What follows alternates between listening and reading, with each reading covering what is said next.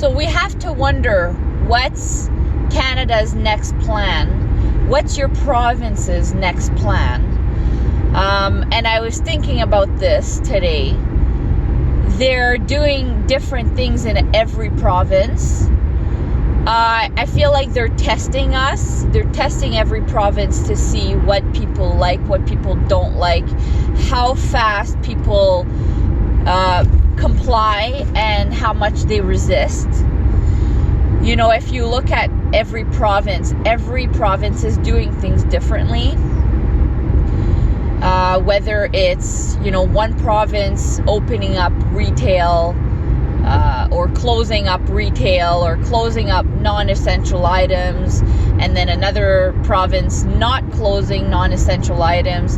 They're watching for the people's reactions, and they're comparing, and they're taking, in the meantime, they're taking their surveys, their polls, they're taking all these questions, you know, at City Hall and all that.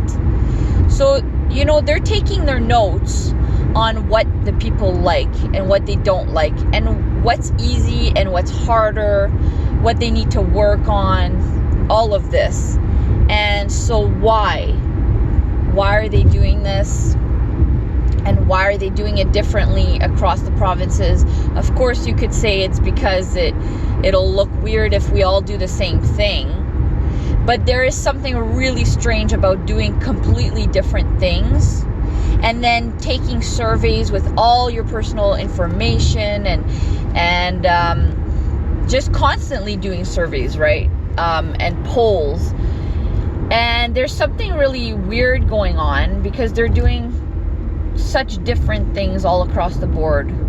I'm thinking they're really trying to study us, and that's like anything else. They try to study us so they can understand our patterns. And I think this was sort of a great test for them to run, is, you know, if we do things differently in each state or in each province, then we can really sort of compile all the data at the end of the day and see what worked, what didn't work, what people don't care that much about, what they really care about. And then let's study that and see what we should be doing in a controlling manner in the future, to keep, you know, controlling the population and keep moving forward with their agenda. Because it's not a short plan. It's not like, okay, do it in 6 months. And we've all wondered how quick the plan will, you know, roll out. But like I've mentioned before, in China, they did this under 6 months. They followed through with their entire plan under 6 months, and even under like 4 or 5 months is what they did. It was already a communist society, so it was easier for them, but they knew they had to just test the whole thing with a society that they've already had under control. They did all of that, and it ended with a massive genocide. You can look at other videos that I have, or, you know, my Facebook pages, to learn more about the China genocide, but people don't know about it. But they you know, put out their agenda fully. Whatever they have planned for us is basically what happened in China. They just did it quickly in China. But I'm thinking what they're doing for us is more of a few years plan. I'm thinking about 2023 as sort of a deadline, because that's 322 backwards, and that's a really important number for the elitists and the Satanists. So 322, you take out the zero, because in gematria zeros, you know, they're just equal to nothing. So 223 and backwards, that's 322, skull and bones. I'm thinking that's sort of a big deadline, but of course before that we have a lot more control to go through.